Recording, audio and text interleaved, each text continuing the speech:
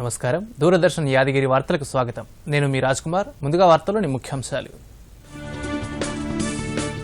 రైతుల శ్రేయస్సు కోసమే యాసంగిలో వరి సాగు వద్దన్నామని సీఎం పునరుద్ఘాటన. కేంద్ర ప్రభుత్వ వైఖరి వల్లే ప్రత్యామ్నాయ పంటలు సాగు చేయాలని సూచించామని వెల్లడి. రైతులను మభ్యపెడుతున్నారని బండి సంజయ్పై సీఎం ఆగ్రహం. కేంద్రం నుంచి ధాన్యం కొనుగోలు చేయించాలంటూ సవాల్. పెట్రో ఉత్పత్తులపై తాము ఎలాంటి అదనపు పన్నులు విధించలేదన్న సీఎం కేసీఆర్. సెస్ రద్దు చేయాలంటూ కేంద్రానికి డిమాండ్. వచ్చే ఏడాది ఎన్నికలు జరగబోయే 5 రాష్ట్రాల్లో బీజేపీ గెలుపు ఖాయమన్న ప్రధాని. సేవ, సంకల్పం, నిబద్ధతతో ముందుకు సాగాలంటూ పార్టీ కార్యకర్తలకు పిలుపు. ఛార్జీల పెంపుపై టీఎస్ఆర్టీసీ కసరత్తు. పల్లె వెలుగుపై 25, ఎక్స్ప్రెస్, ఆపై సర్వీసులకు 30 పైసలు పెంచాలంటూ సిఫారసు. భారీ వర్షాలతో జలమయమైన చెన్నై. లోతట్టు ప్రాంతాల్లో సహాయక శిబిరాల ఏర్పాటు. 2 రోజుల పాటు చెన్నై రావద్దంటూ ప్రజలకు సీఎం స్టాలిన్ సూచన. ఈ నెల 9న బంగాళాఖాతంలో మరో అల్పపీడనం. ఉత్తర తమిళనాడు, దక్షిణ కోస్తా జిల్లాలకు భారీ వర్ష సూచన. కోవిడ్ మహమ్మారిని అరికట్టేందుకు ప్రతి ఒక్కరూ తప్పనిసరిగా మాస్క్ ధరించాలి, భౌతిక దూరం పాటించాలి, తరచూ చేతులను కడుక్కోవాలి, వ్యక్తిగత శుభ్రతను పాటించాలి. 18 సంవత్సరాలు నిండిన వారందరూ తప్పనిసరిగా వ్యాక్సిన్ వేయించుకోవాలి.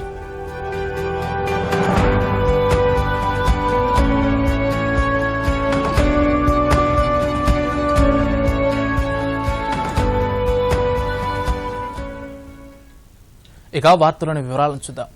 తెలంగాణ రైతుల శ్రేయస్సు కోసమే యాసంగిలో వరి సాగు వద్దని ప్రభుత్వం చెప్పిందని సీఎం కేసీఆర్ స్పష్టం చేశారు. కేంద్ర ప్రభుత్వం ధాన్యం కొనుగోలు చేయబోమని స్పష్టంగా చెప్పినందునే ప్రత్యామ్నాయ పంటలు సాగు చేయాలని చెప్పామన్నారు.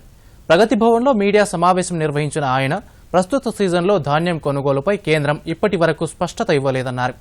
భవిష్యత్లో బాయిల్డ్ రైస్ రాష్ట్రం నుంచి ఇవ్వబోమని లిఖితపూర్వకంగా కోరినట్టు ముఖ్యమంత్రి తెలిపారు. ధాన్యం కొనుగోళ్లపై పలుమార్లు సంబంధిత మంత్రులు, అధికారులతో పలుమార్లు చర్చలు జరిపినప్పటికీ కేంద్రం నుంచి సానుకూల స్పందన రాలేదని చెప్పారు. ఈ నేపథ్యంలోనే యాసంగిలో వేరుశనగ తదితర ప్రత్యామ్నాయ పంటలు పండించాలని రైతులకు సూచించినట్టు ముఖ్యమంత్రి తెలిపారు. కారణం ఏమిటి అంటే ధాన్యం సేకరణ చేసేటువంటి కేంద్ర ప్రభుత్వం ధాన్యం సేకరణ మేము చెయ్యము అని కరాఖండిగా తేల్చి చెప్తున్నారు కాబట్టి నష్టపోతాము, అట్లా వద్దు అని చెప్పారు. డెఫినెట్లీ 100% వీళ్ళు చెప్పేది తప్పు. మొత్తం ఇంకొక విషయం కూడా ఇక్కడ స్పష్టంగా చెప్పాల్సిన అవసరం ఉంది. ఇది వ్యవసాయానికి సంబంధించి. ఎస్, డెఫినెట్గా నేను రైతులకు మనవి చేస్తా ఉన్నా. 7 ఏళ్ళు మిమ్మల్ని కాపాడింది ఎవరో మీకు తెలుసు, మీకు మంచి కరెంట్ ఇచ్చేది ఎవరో మీకు తెలుసు, ఎరువులు సప్లై ఎట్లా జరుగుతుందో మీకు తెలుసు, మీకు ఇలా ధాన్యం అక్కరపడ్డప్పుడు ఎట్లా కొనుగోలు చేసినామో మీకు తెలుసు. మీరు నష్టపోవద్దని, మీకు ఇబ్బంది కావద్దని, మీరు మునిగిపోవద్దని, అనవసరంగా కేంద్రం కొన్నటువంటి ధాన్యాన్ని పండించి దెబ్బతినవద్దని, మళ్ళా తెలంగాణ రైతులకు దుస్థితి రావద్దని మేము ఈ మాట చెప్పినాం. నిన్న మంత్రి గారు చెప్పిన మాట. వరి సాగు వద్దని కేంద్రం చెబుతుంటే బీజేపీ రాష్ట్ర అధ్యక్షుడు బండి సంజయ్ మాత్రం తమపై ఆరోపణలు చేస్తున్నారని సీఎం కేసీఆర్ విమర్శించారు.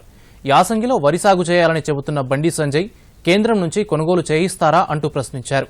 రైతులను ఇబ్బందులకు గురి చేసేందుకే వరి సాగు చేయాలని చెబుతున్నారంటూ ఆరోపించారు. ప్రస్తుత పరిస్థితిని అర్థం చేసుకోకుండా బీజేపీ రాష్ట్ర అధ్యక్షుడు బండి సంజయ్ తీవ్ర విమర్శలు చేస్తున్నారన్నారు.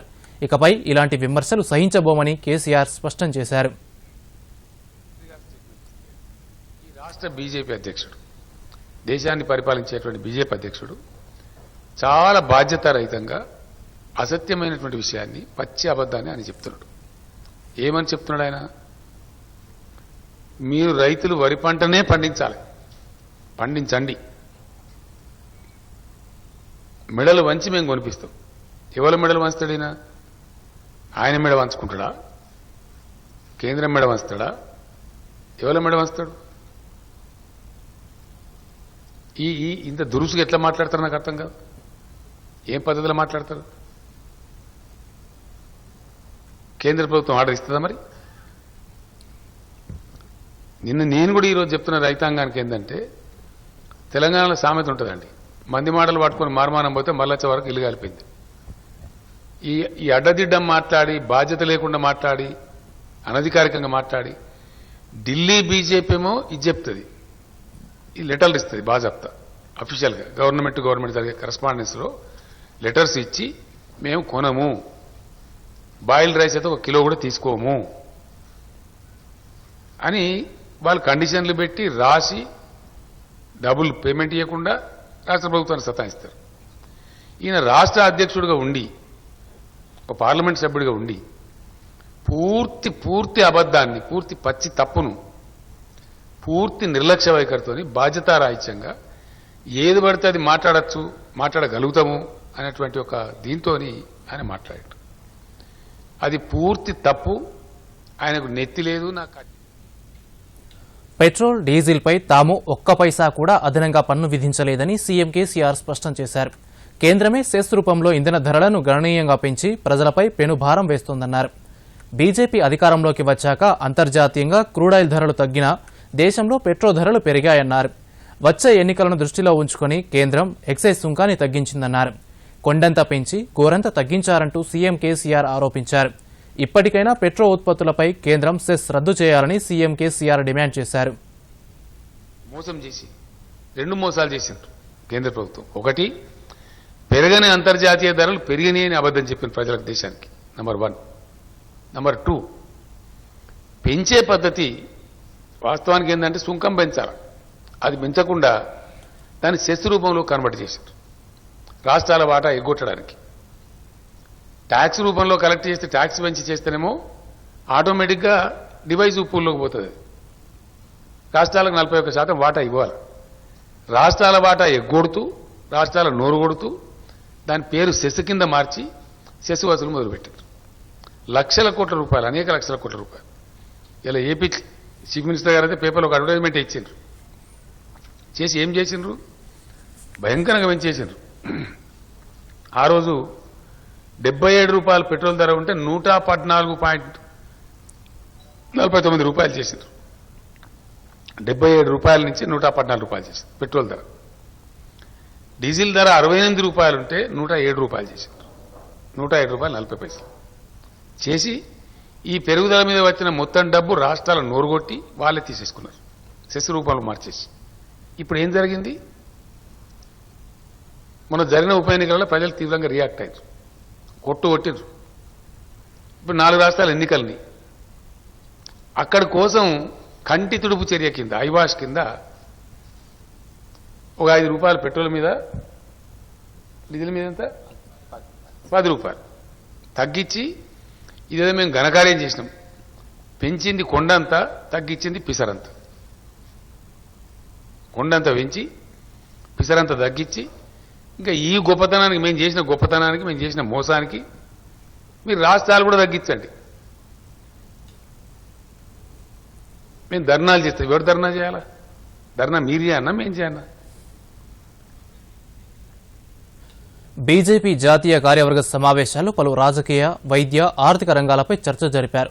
కోవిడ్ను ఎదుర్కోవడంతో పాటు ప్రధాని నరేంద్ర మోదీ ప్రవేశపెట్టిన పథకాలు దేశ ఆర్థిక ప్రగతికి బాటలు వేస్తున్నాయంటూ మంత్రులు కొనియాడారు.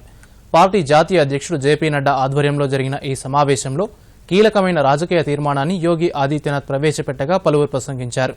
వచ్చే ఏడాది ప్రారంభంలో ఎన్నికలు జరగబోయే 5 రాష్ట్రాల్లో విజయమే లక్ష్యంగా పోరాడాలని పార్టీ శ్రేణులకు ప్రధాని పిలుపునిచ్చారు. దీనికి సంబంధించి మరిన్ని వివరాలు చూద్దాం. ఢిల్లీలోని ఎన్ఎండీసీ సెంటర్లో జరిగిన బీజేపీ జాతీయ కార్యవర్గ సమావేశానికి 124 మంది కార్యవర్గ సభ్యులతో పాటు కేంద్ర హోంమంత్రి అమిత్ షా, రక్షణ శాఖ మంత్రి రాజ్నాథ్ సింగ్, ఇతర కేంద్ర మంత్రులు, ఇతర ప్రతినిధులు హాజరయ్యారు. పార్టీ అగ్రనేతలు ఎల్కే అద్వానీ, మురళీ మనోహర్ జోషి వర్చువల్ గా సమావేశానికి హాజరయ్యారు. ఇతర రాష్ట్రాల్లోని జాతీయ కార్యవర్గ సభ్యులు, నేతలు వీడియో కాన్ఫరెన్స్ ద్వారా పాల్గొన్నారు. తెలంగాణ నుంచి బంగారు శృతి, ప్రేమేందర్ రెడ్డి, శాంతికుమారి తదితరులు పార్టీ రాష్ట్ర కార్యాలయం నుంచి వీడియో కాన్ఫరెన్స్ ద్వారా పాల్గొన్నారు. ఎన్డీఏ 7 ఏళ్ల పాలనలో చేపట్టిన పథకాలతో లబ్ధి పొందిన వారి సంఖ్య, కేటాయించిన నిధులతో కూడిన ఫోటో ఎగ్జిబిషన్ను సమావేశ ప్రాంగణంలో ఏర్పాటు చేశారు. ప్రధాని నరేంద్ర మోదీ ఈ ఎగ్జిబిషన్ను ఆసక్తిగా తిలకించారు. దేశంలో 100 కోట్ల కోవిడ్ డోసుల పంపిణీ మైలురాయిని అధిగమించినందుకు పార్టీ సీనియర్ నేతలు ప్రధాని నరేంద్ర మోదీని గజమాలతో సత్కరించారు. కోవిడ్ క్లిష్ట సమయాల్లో ప్రధాని తీసుకున్న నిర్ణయాలపై ప్రశంసలు కురిపించారు. పార్టీ జాతీయ అధ్యక్షుడు జేపీ నడ్డా ప్రారంభోపన్యాసంలో ప్రభుత్వం ఇటీవల తీసుకున్న చర్యలను కొనియాడారు. కోవిడ్ సమయంలో ఎంతో ధైర్యంతో లాక్డౌన్ నిర్ణయం తీసుకున్నారని, ఆర్థిక సవాళ్లను అధిగమించారని ప్రశంసించారు. మోదీ ప్రభుత్వం ప్రజలకు వేగంగా నిత్యావసరాలందించిందని, కరోనాను సమర్థంగా ఎదుర్కొందని అన్నారు. ప్రధానే ముందుండి నడిపించారని నడ్డా అన్నారు. కోవిడ్ను ఎలా ఎదుర్కోవాలో మోదీ ప్రపంచానికి చూపించారని పేర్కొన్నారు. విద్య, వైద్యం, వ్యవసాయ రంగాల్లో ఎన్నో సంస్కరణలు తీసుకొచ్చారని నడ్డా ప్రశంసించినట్టు పార్టీ సీనియర్ నాయకుడు ధర్మేంద్ర ప్రధాన్ మీడియాకు తెలిపారు. బీజేపీ ఇంకా శిఖరాగ్రాలకు చేరలేదని, త్వరలోనే ఇది వస్తుందని నడ్డా వ్యాఖ్యానించినట్టు చెప్పారు. క్షేత్రస్థాయిలో పార్టీని మరింత విస్తరించేందుకు పార్టీ అధ్యక్షుడు లక్ష్యాలు నిర్దేశించినట్టు చెప్పారు.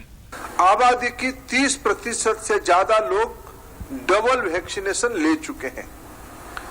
WHO जैसे संगठन भारत बायोटेक द्वारा निर्मित कोवैक्सीन को मान्यता दे चुका है। यह सब भारतीय लोगों की कोरोना से लड़ने की सामूहिक प्रयास है, प्रचेष्टा है, डिटर्मिनेशन है। आज माननीय प्रधानमंत्री उसी को नेतृत्व करते हुए हम सभी के लिए एक मिसाल बने हुए हैं। देश की ओर से और विशेष करके पार्टी की ओर से आभार प्रकट किया और उनको देश की जनता की ओर से धन्यवाद दिया। సమావేశ తీర్మానాలను కేంద్ర ఆర్థిక మంత్రి నిర్మలా సీతారామన్ మీడియాకు వెల్లడించారు. ప్రభుత్వ పథకాలపై తప్పుడు ప్రచారాలు చేస్తున్న వారిపై చర్యలు తీసుకోవాలని తీర్మానం చేసినట్టు ఆమె తెలిపారు. జమ్మూ కశ్మీర్లో ఆర్టికల్ 370 రద్దు, వన్ కార్డ్ వన్ నేషన్, వాతావరణ మార్పులు, యువతకు ఉద్యోగ కల్పన అంశాలపై తీర్మానాలు ప్రవేశపెట్టినట్టు తెలిపారు. వ్యాక్సినేషన్పై ప్రపంచ దేశాలు భారత్ను అభినందిస్తున్న వేళ విపక్షాలు అర్ధరహిత ఆరోపణలు చేస్తున్నాయని ఆమె ఆవేదన వ్యక్తం చేశారు. देश का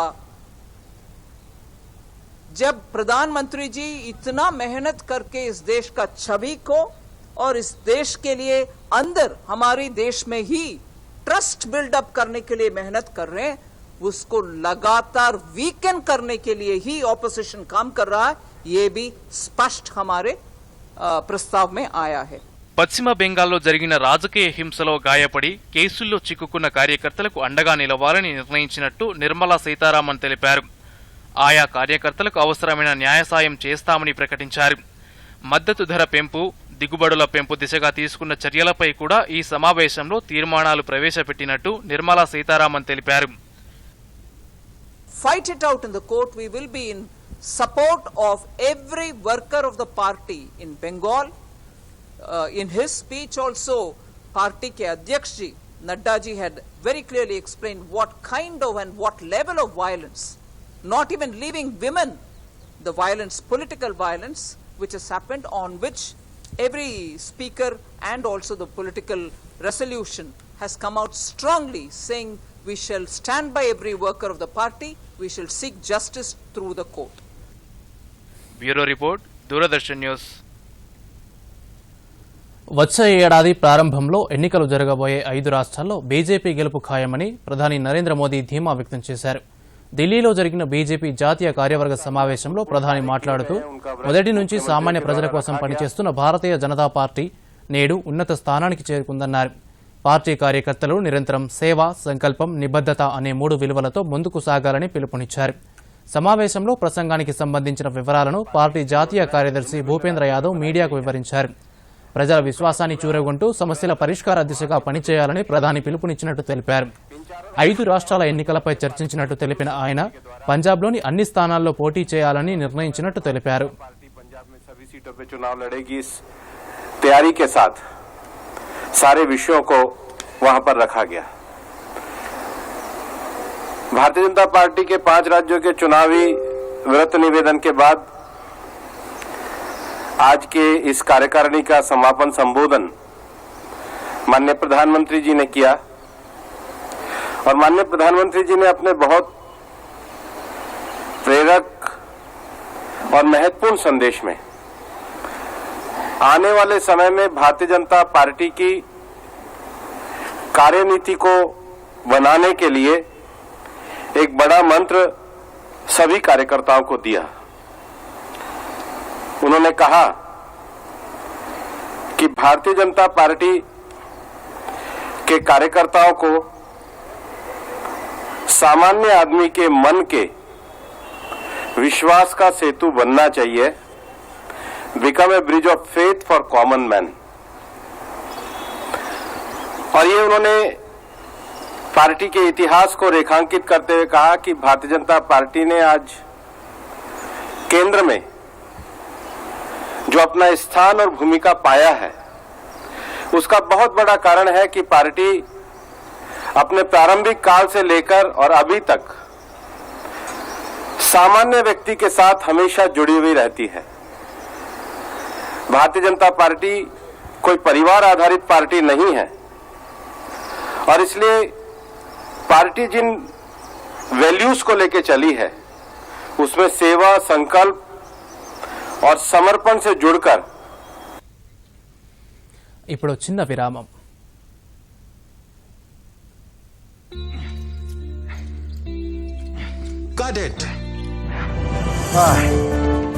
ఆలోచించండి, నిజ జీవితంలో ఇలాంటి పరిస్థితి వస్తే ఎన్ని కష్టాలు వస్తాయో. కానీ మంచిదైంది బ్యాంకింగ్ కి రావు. మీ వయసు 70 ఏళ్లు మించినా లేదా మీరు వికలాంగులైనా బ్యాంక్ మీకు కొన్ని అవసరమైన బ్యాంకింగ్ సౌకర్యాలు ఇంటికే అందించగలదు. ఆర్బీఐ అంటుంది, విషయాలు తెలుసుకోండి, జాగరూకంగా ఉండండి.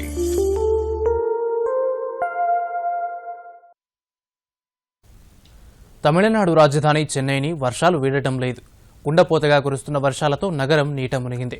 రాబోయే 48 గంటల్లో భారీ నుంచి అతి భారీ వర్షాలు కురుస్తాయన్న వాతావరణ శాఖ హెచ్చరికలతో రెడ్ అలర్ట్ ప్రకటించారు. సహాయక చర్యల కోసం ప్రత్యేక కంట్రోల్ రూమ్లను ఏర్పాటు చేసిన ప్రభుత్వం లోతట్టు ప్రాంతాల్లో ఎన్డీఆర్ఎఫ్ బలగాలను రంగంలోకి దించింది.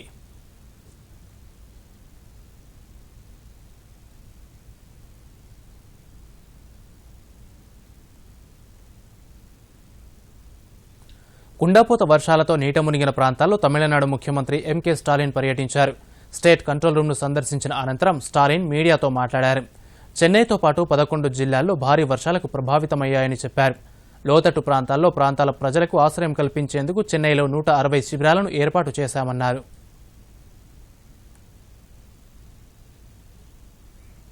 బంగాళాఖాతంలో ఈ నెల 9న అల్పపీడనం ఏర్పడే అవకాశం ఉంది. ఆగ్నేయ బంగాళాఖాతంలో ప్రస్తుతం కొనసాగుతోన్న ఉపరితల ఆవర్తనం మంగళవారానికి అల్పపీడనంగా మారనుందని వాతావరణ శాఖ తెలిపింది. ఇది క్రమేణా బలపడి వాయువ్య దిశగా పయనిస్తుందని, దీని ప్రభావంతో ఉత్తర తమిళనాడు, దక్షిణ కోస్తాంధ్రలో భారీ వర్షాలు కురుస్తాయని వాతావరణ అధికారులు తెలియజేశారు. ఈ నెల 11, 12వ తేదీల్లో దక్షిణ కోస్తాలో భారీ నుంచి అతి భారీ వర్షాలు కురుస్తాయన్నారు. 13వ తేదీ వరకు మత్స్యకారులు చేపల వేటకు వెళ్లరాదని సూచించారు. ఇప్పటికే చేపల వేటకు వెళ్లిన మత్స్యకారులు ఈ నెల 9లోగా తీర ప్రాంతాలకు చేరుకోవాలని అధికారులు సూచించారు. టీఎస్ఆర్టీసీ ఛార్జీల పెంపుపై రాష్ట్ర రవాణా శాఖ మంత్రి పువ్వాడ అజయ్ సమీక్ష నిర్వహించారు. RTC chairman Bajireddy Govardhan, MD సజ్జనార్తో పాటు పలువురు ఉన్నతాధికారులు ఈ సమావేశంలో పాల్గొన్నారు.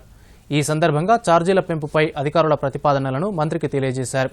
పల్లె వెలుగుపై కిలోమీటర్కు 25 పైసలు, ఎక్స్ప్రెస్ ఆపై సర్వీసులకు 30 పైసలు పెంచాలని ప్రతిపాదనలు చేసినట్టు సమాచారం. సిటీ ఆర్డినరీ సర్వీసులకు 25 పైసలు, మెట్రో ఎక్స్ప్రెస్ ఆపై సర్వీసులకు కిలోమీటర్కు 30 పైసలు పెంచాలని ప్రతిపాదించినట్టు తెలిసింది. సీఎం కేసీఆర్ పరిశీలన తర్వాతే ఛార్జీల పెంపుపై నిర్ణయం తీసుకోనున్నారు.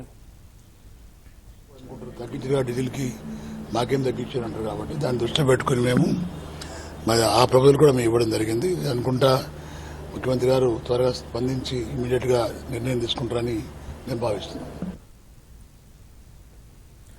అటవీ భూముల పరిరక్షణతో పాటు పోడు రైతులకు న్యాయం చేయడమే రాష్ట్ర ప్రభుత్వ లక్ష్యమని విద్యుత్ శాఖ మంత్రి జగదీష్ రెడ్డి తెలిపారు. ఉమ్మడి నల్గొండ జిల్లాలో అటవీ భూమి తక్కువగా ఉన్నందున ఇంచు అడవిని కూడా కోల్పోకుండా కఠినమైన చర్యలు తీసుకుంటామన్నారు. నల్గొండ జిల్లా కలెక్టర్ కార్యాలయంలో నిర్వహించిన అఖిలపక్ష సమావేశంలో మంత్రితో పాటు జిల్లా ఎమ్మెల్యేలు, ఎంపీలు, ఇతర పార్టీల నాయకులు, అటవీ శాఖ అధికారులు, కలెక్టర్ తదితరులు పాల్గొన్నారు. సోమవారం నుంచి గ్రామ సభలు ఏర్పాటు చేసి పూర్తి స్థాయిలో చట్టంపై అవగాహన కల్పించి రైతుల నుండి దరఖాస్తులు స్వీకరిస్తామని మంత్రి తెలిపారు.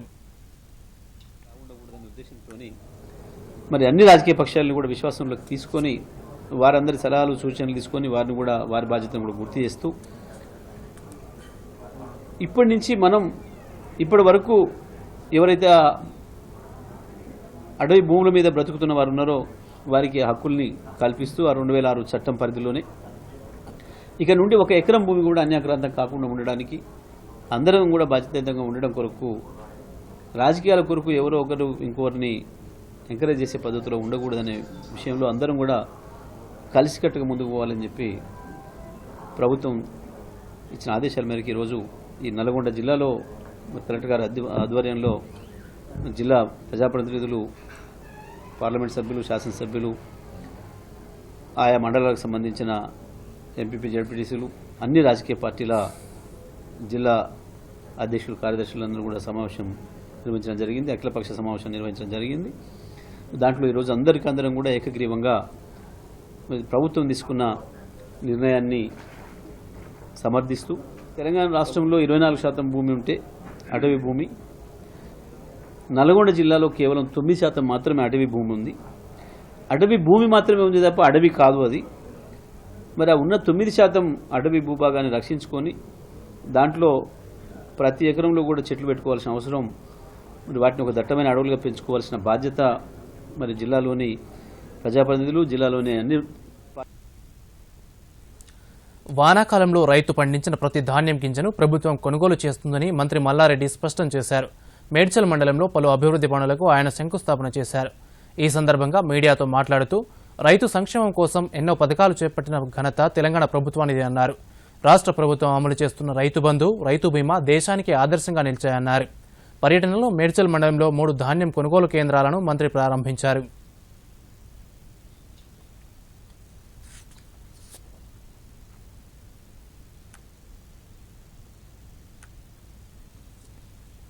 రాష్ట్రం వచ్చినాక రైతులు ధనికులు చేయాలని, రైతులు రాజును చేయాలని, రైతును గొప్పగా చూడాలని, గౌరవప్రదమైన వాళ్ళకు స్థానం కల్పించాలని చెప్పి రైతులకు అన్ని రకాలు కూడా దేశంలో ఎక్కడ లేని విధంగా ఆదుకున్న ఘనత మన సీఎం కేసీఆర్ గారు. ఇప్పుడు మనం చూస్తున్నాం, రైతులకు పంటకు రైతు బంధు కానీ, ఏదైనా ప్రాబ్లం వస్తే రైతు బీమా కానీ, అదే మాదిరిగా సాగునీరు కానీ, 24 గంటల కరెంటు కానీ, పండిన పంటకు గిట్టుబాటు ధర కానీ, ఇవన్నీ కూడా కల్పించిన ఘనత మన సీఎం కేసీఆర్ గారు. రైతులు ఆనందంగా ఉండాలి, రైతులు గొప్పవాళ్ళు కావాలి, రైతులు పండించిన పంట ప్రతి గింజ కూడా కొనాలి. వాళ్ళ ఇంటి దగ్గరనే, వాళ్ళ ఊరి దగ్గరనే ఈ ధాన్యం కొనుగోలు కేంద్రాలు కూడా ఓపెన్ చేసి 1960 రూపాయలతోటి కొనుగోలు కూడా జరుగుతుంది పెద్ద ఎత్తున. పోయినసారి కూడా అన్నారు, కేంద్రం ఏమో కొంటలేదు, మనమేమో రాష్ట్రమేమో కొంటున్నాం. ఎంత నష్టమైనా సరే మన రాష్ట్రం కొంటుంది కాబట్టి పెద్ద ఎత్తున మన సీఎం కేసీఆర్ గారు మన తెలంగాణ 7 సంవత్సరాల సంది అనేక రకాలు కూడా రైతులను ఆదర్శంగా తీసుకుంటారు. దేశమంతా కూడా మన తెలంగాణ రాష్ట్రాన్ని ఆదర్శంగా తీసుకుంటున్నారు. ఎందుకంటే అంత మంచిగా వాళ్ళ కాళేశ్వరం ప్రాజెక్టు కట్టి వాళ్ళకంతా రైతులకు కూడా ప్రతి పంటకు నీళ్లు ఇచ్చిన ఘనత మన సీఎం కేసీఆర్ గారు. కాబట్టి మనకు అందరూ కూడా డబ్బులు కూడా ధాన్యం కొనుగోలు చేసి 48 గంటలలోనే వాళ్ళ బ్యాంక్ ఖాతాలో కూడా డబ్బులు చేస్తున్న ఘనత కూడా మన బ్యాంక్ చైర్మన్లది, డైరెక్టర్లది. వాళ్ళందరూ కూడా రాత్రి పగలు కష్టపడి అప్లోడ్ చేస్తున్నారు ధాన్యం ఎప్పటికప్పుడు రైతుల దగ్గర ఉంది. కాబట్టి కేంద్రం రైతుల పట్ల మొండి వైఖరి కనబరుస్తోందని రాష్ట్ర అటవీ పర్యావరణ శాఖ మంత్రి ఇంద్రకరణ్ రెడ్డి ఆరోపించారు. నిర్మల్ జిల్లా సోన్ మండల కేంద్రంలో వరి ధాన్యం కొనుగోలు కేంద్రాన్ని మంత్రి ప్రారంభించారు. ఈ సందర్భంగా ఇంద్రకరణ్ రెడ్డి మాట్లాడుతూ కేసీఆర్ ప్రభుత్వం తీసుకుంటున్న పలు చర్యల ఫలితంగా రాష్ట్రంలో సమృద్ధిగా పంటలు పండుతున్నాయని అన్నారు. అయితే రైతులు పండిన పంటను అమ్ముకోని పరిస్థితిలో ఉన్నారని ఆయన ఆవేదన వ్యక్తం చేశారు. వరి ధాన్యం కొనుగోలు విషయంలో రైతుల సమస్యలను పరిగణలోకి తీసుకుని సానుకూల చర్యలు తీసుకోవాలని మంత్రి కేంద్రానికి విజ్ఞప్తి చేశారు. రైతులు ఇబ్బంది పడకూడదనే ఉద్దేశంతోనే వచ్చే యాసంగిలో ప్రత్యామ్నాయ పంటలు సాగు చేయాలని ప్రభుత్వం కోరుతోందని చెప్పారు. వరికి బదులు వేరుశెనగ, పొద్దుతిరుగుడు, సోయా వంటి పంటలు సాగు చేయాలని ఇంద్రకరణ్ రెడ్డి రైతులకు సూచించారు.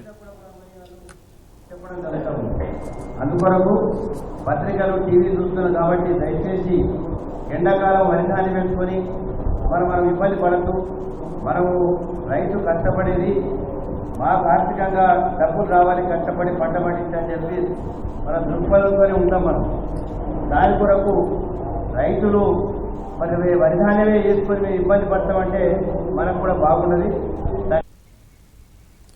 ప్రధానమంత్రి నరేంద్ర మోదీ రేపు మహారాష్ట్రలో పలు రహదారి విస్తరణ, నిర్మాణ పనులను వీడియో కాన్ఫరెన్స్ ద్వారా ప్రారంభించనున్నారు.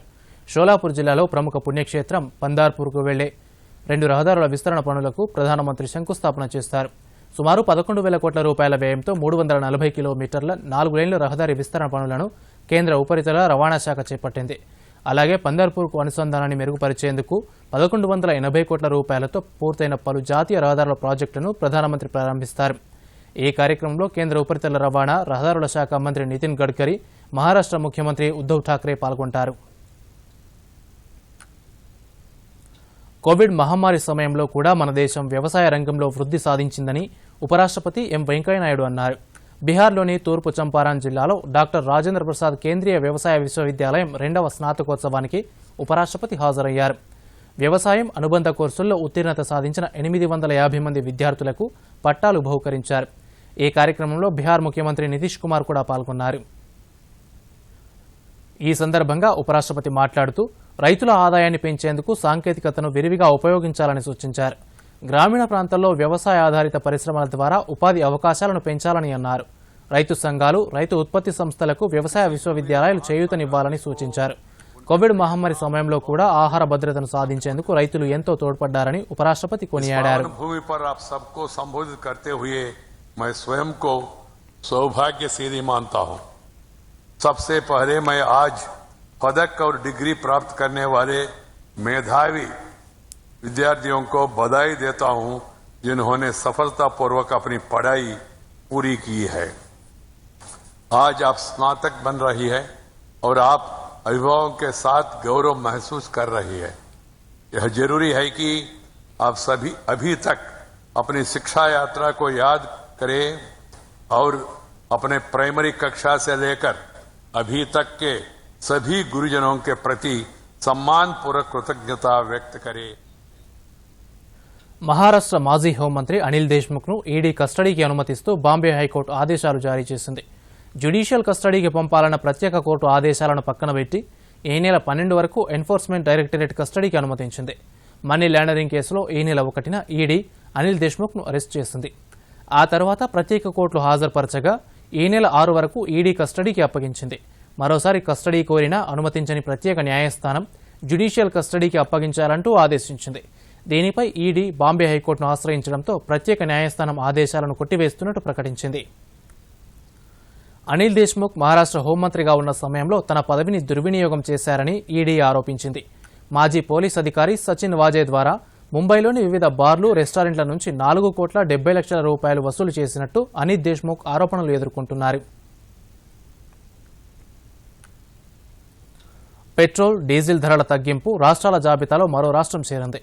కాంగ్రెస్ పాలిత రాష్ట్రాల్లో తొలిసారిగా ధరలను తగ్గిస్తున్న పంజాబ్ ప్రకటించింది. వ్యాట్ తగ్గించడం ద్వారా డీజిల్పై లీటర్కు 10 రూపాయలు, పెట్రోల్పై 5 రూపాయల వరకు తగ్గిస్తున్నట్టు సీఎం చరణ్ సింగ్ చన్నీ తెలిపారు. దీపావళి సందర్భంగా కేంద్ర ప్రభుత్వం డీజిల్పై 10, పెట్రోల్పై 5 రూపాయల ఎక్సైజ్ సుంకాన్ని తగ్గించింది. ఈ నేపథ్యంలోనే బీజేపీ పాలిత రాష్ట్రాలు వ్యాట్ను తగ్గిస్తున్నట్టు ప్రకటించాయి. అయితే కాంగ్రెస్ రాష్ట్రాలు పన్ను తగ్గించకపోవడంతో తీవ్ర విమర్శలు వ్యక్తమయ్యాయి. ఇదే సమయంలో కాంగ్రెస్ పాలిత రాష్ట్రమైన పంజాబ్ ధరలను తగ్గిస్తూ నిర్ణయం ప్రకటించింది. గడిచిన 70 ఏళ్లలో చమురు ధరల్ని ఈ స్థాయిలో తగ్గించడం ఇదే మొదటిసారి అని ముఖ్యమంత్రి చన్నీ అన్నారు. పొరుగు రాష్ట్రాలతో పోలిస్తే పంజాబ్లోనే అతి తక్కువ ధరలు ఉన్నాయన్నారు. పెట్రోల్ ధర దేశ రాజధాని ఢిల్లీ కంటే తమ రాష్ట్రంలో 9 రూపాయలు తక్కువగా ఉందంటూ వెల్లడించారు. ప్రత్యేక ఓటరు నమోదు కార్యక్రమాన్ని 18 సంవత్సరాలు నిండిన వారంతా సద్వినియోగం చేసుకోవాలని కరీంనగర్ జిల్లా ఎన్నికల పరిశీలకులు వీరబ్రహ్మయ్య పిలుపునిచ్చారు. ఓటర్ల జాబితాలో మార్పులు చేర్పులు చేసుకునే వారు కూడా ఈ అవకాశాన్ని వినియోగించుకోవాలన్నారు. జిల్లాలోని పలు పోలింగ్ కేంద్రాల్లో ఓటర్ నమోదు కార్యక్రమాన్ని జిల్లా కలెక్టర్ ఆర్వీ కర్ణన్తో కలిసి పర్యవేక్షించారు. 18 సంవత్సరాలు నిండిన వారందరినీ ఫారం 6 ద్వారా కొత్త ఓటర్లుగా నమోదు చేయాలన్నారు. చనిపోయిన వారి పేర్లను వారి సంబంధిత బంధువుల నుండి ఫారం 7 ద్వారా లేదా సుమోటోగా తీసుకుని ఓటర్ల జాబితా నుండి వారి పేర్లను తొలగించాలని ఉద్యోగులకు సూచించారు.